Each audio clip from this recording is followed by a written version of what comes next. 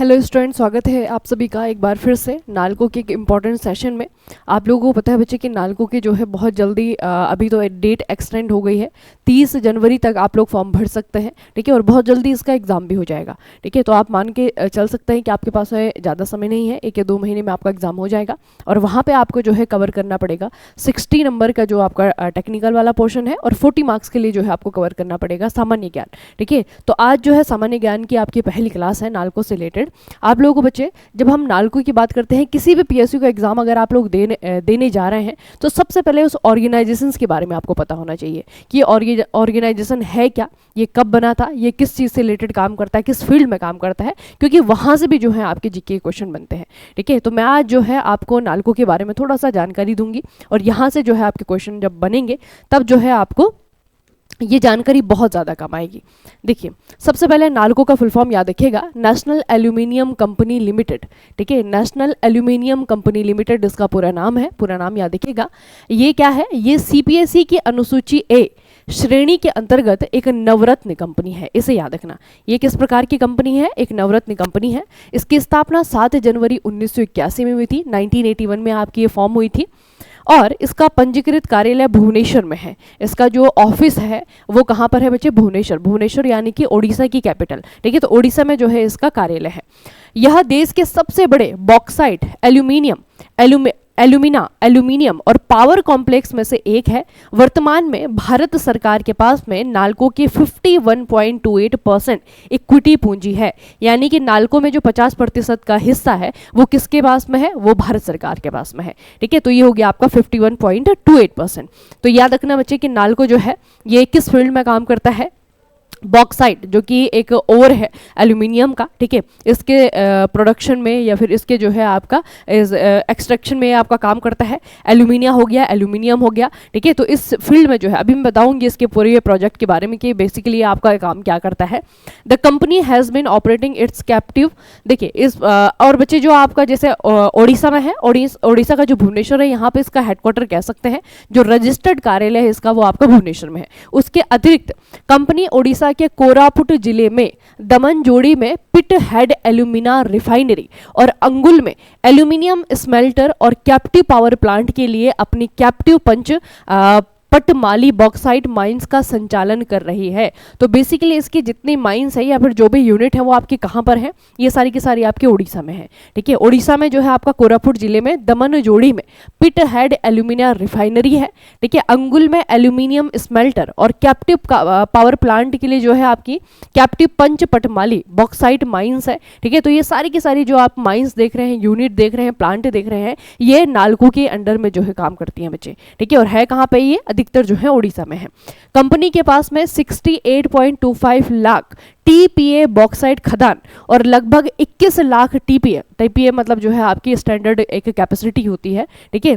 तो मानक क्षमता एल्यूमिना रिफाइनरी है, जो कि ओडिशा के कोरापुट जिले के दमनजोड़ी में स्थित है, और लगभग 4 लाख टीपीए एल्यूमिनियम स्मेल्टर और 1200 megawatt captive power plant Odisha के अंगुल में स्थित है, ठीक है। तो इन दो जगहों को बच्चे याद रखना, ओडिशा का जो कोरापुट जिले है दमनजोड़ी, ठीक है, और दूसरा जो है आपका ओडिशा में कहाँ पर, अंगुल में, ठीक है। तो इन दोनों ही जगह क्या है, यहाँ पे एल्यूमिनियम स्मेल्टर है, ठीक है। किसके हैं ये दोनों ही नालको के हैं, ठीक है। तो आप देख रहे हैं कि एल्यूमिनियम के प्रोडक्शन में जो है एक तरीके से भारत में जो एल्यूमिनियम के सेक्टर में जो सबसे ज़्यादा प्रोडक्शन वाली जो कंपनी है, ये कह सकते हैं कि एल्यूमिनियम के क्षेत्र में वो आपकी नालको है, ठीक है। तो ये हो गया आपका नालको के बारे में। अब थोड़ा सा इसका उद्देश्य देखते हैं कि बनाने का उद्देश्य क्या है। उसके अलावा जो है ये याद रखिएगा कि वर्तमान में बच्चे आपके जो कोल और माइंस जो मिनिस्ट्री है, जो कोयला और खनन मंत्रालय है, उसके मंत्री जी कौन है, उसके मंत्री हैं जी किशन रेड्डी, ठीक है। इन्हें याद रखिएगा, जी किशन रेड्डी।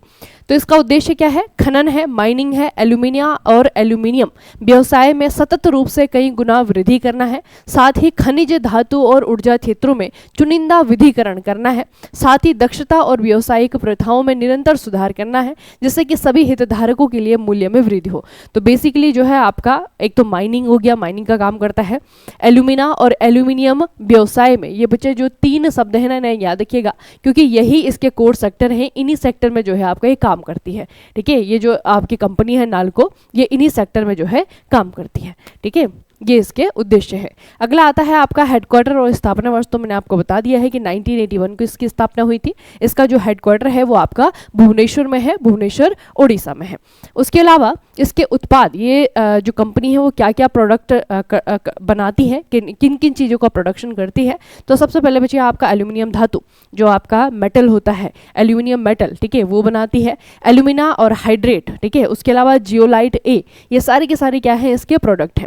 उसके अलावा कुछ स्पेशल प्रोडक्ट भी इसके आते हैं, जैसे कि एल्यूमिनियम रोल्ड प्रोडक्ट बनाती है। उसके अलावा जो है आपकी जो चेकर्ड सीट होती है वो भी बनाती है, ठीक है। तो ये जो है इसके क्या है स्पेशल प्रोडक्ट है। उसके अलावा कुछ परियोजनाएं हैं जिस पर कि ये और काम करती है, जैसे कि बॉक्साइट का खनन का काम करना, एल्यूमिना की रिफाइनरी जो है इसके अंडर में चलती है, एल्यूमिनियम स्मेल्टर इसके अंडर में चलते हैं, विद्युत उत्पादन, ये भी याद रखना बच्चे कि कहीं कहीं पे इस जो बिजली का प्रोडक्शन है ना उसका काम भी जो है नालकों के द्वारा किया जाता है। रेल और बंदरगाह संचालन भी जो है नालकों के द्वारा किया जाता है। और एक और चीज याद रखिएगा, पवन ऊर्जा संयंत्र, ठीक है, कहीं कहीं पे जो आपकी विंड मिल होती है जिनसे कि विंड एनर्जी जनरेट की जाती है, पवन ऊर्जा बनाई जाती है, वो कुछ प्लांट भी जो है नालको के नियंत्रण में है, ठीक है। तो इतनी परियोजनाओं में जो है वर्तमान में नालको जो है काम कर रहा है। ये बेसिकली क्यों बताई जा रही है, एक तो बच्चे ये है कि एग्जाम में जो है इनमें से कुछ भी आ सकता है, ठीक है, इसलिए आपका इंपॉर्टेंट है। दूसरा, आप जब नालको के अंदर एंटर होंगे, जब आप ये एग्जाम देंगे आपका जो है नंबर आएगा, ठीक है, तो जब आप सेलेक्ट हो जाएंगे तो आप जो है इनमें से किसी एक सेक्टर में काम करने के लिए एलिजिबल हो जाएंगे, ठीक है। तो अभी जो नालको की परियोजनाएं चल रही हैं बच्चे वो आपकी सारी की सारी चल रही हैं।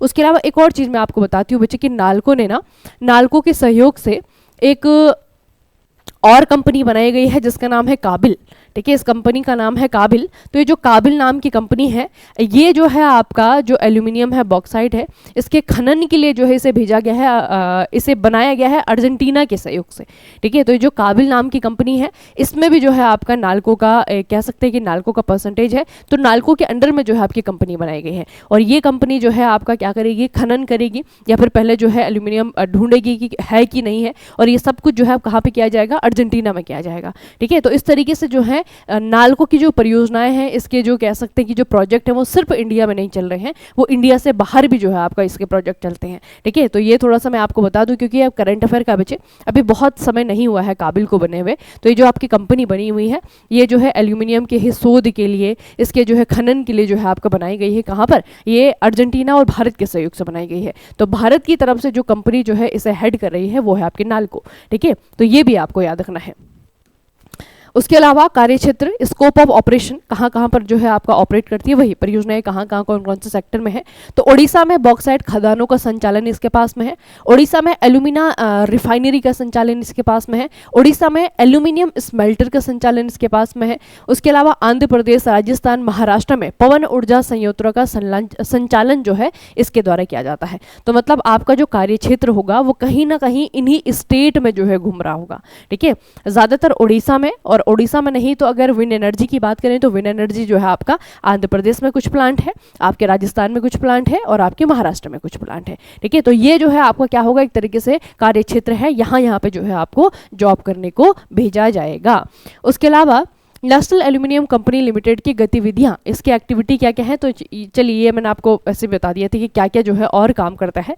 बॉक्साइट का खनन हो गया, एल्यूमिनियम शोधन हो गया, एल्यूमिनियम प्रगलन और ढलाई हो गया, विद्युत उत्पादन हो गया, ठीक है, रेल और बंदरगाह का परिचालन हो गया, पर्यावरण प्रबंधन हो गया, प्रदूषण नियंत्रण हो गया, अपशिष्ट उपयोग हो गया, जो वेस्ट होता है वेस्ट को किस तरीके से और इस्तेमाल किया जा सकता है, ठीक है, ये भी जो है यूटिलाइजेशन, ये भी जो है इसके प्रोजेक्ट में शामिल है, ठीक है। तो ये सारे के सारे बच्चे क्या हैं, के काम है, नालको क्या क्या काम करता है। उसके अलावा नेशनल एल्यूमिनियम कंपनी लिमिटेड के कई पुरस्कार और उपलब्धियां हासिल की हैं, जिसमें एल्यूमिनियम और बॉक्साइट का कम लागत वाला उत्पादक होना और कास्ट मेटल का रिकॉर्ड मात्रा में उत्पादन करना है। कास्ट मेटल बच्चे, ठीक है, कास्ट मेटल का जो प्रोडक्शन ये अभी नालको कर रही है ना, ये जो है हर साल ही अपने रिकॉर्ड, जो पिछले साल रिकॉर्ड बनाती है दूसरे साल वो ब्रेक कर देती है। तो मतलब कि अच्छा प्रोडक्शन जो है नालको के द्वारा किया जा रहा है। अब कुछ अवार्ड हैं जो कि दिए गए हैं नालको को अलग अलग सेक्टर में, ठीक है। तो सबसे पहले जो पुरस्कार है वो है आपका स्टीवर्ड अवार्ड।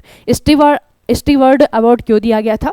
यह एक ऐसा पुरस्कार है जो कि संसाधन प्रबंधन और नेतृत्व में असाधारण उपलब्धियां हासिल करने वाले लोगों को मान्यता देता है। ठीक है, तो ये जो है आपका संसाधन प्रबंधन, जो हमारे रिसोर्स होते हैं। अब देखिए बच्चे, जब माइनिंग की जा रही है नालकों के द्वारा, तो माइनिंग में क्या होता है कि नेचुरल रिसोर्स को जो है निकाला जा रहा है।